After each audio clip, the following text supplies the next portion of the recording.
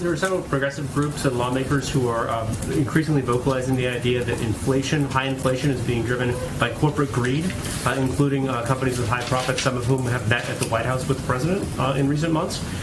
Does the president endorse that idea? Does he think that corporate greed is the big driver of inflation right now?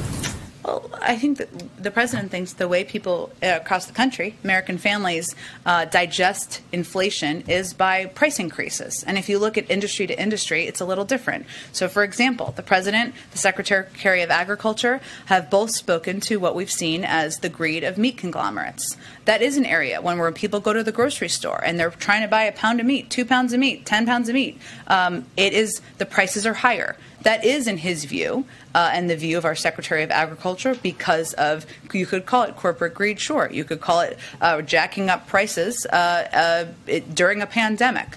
There are other areas where we've seen increases because of supply chain issues, and we're seeing those increases around the world as it relates to gas prices, oil supply, and things along those lines. So I would say there's some areas where we have seen corporations profit from the pandemic, and certainly the president would agree with that component. I don't know the full context of all of their remarks.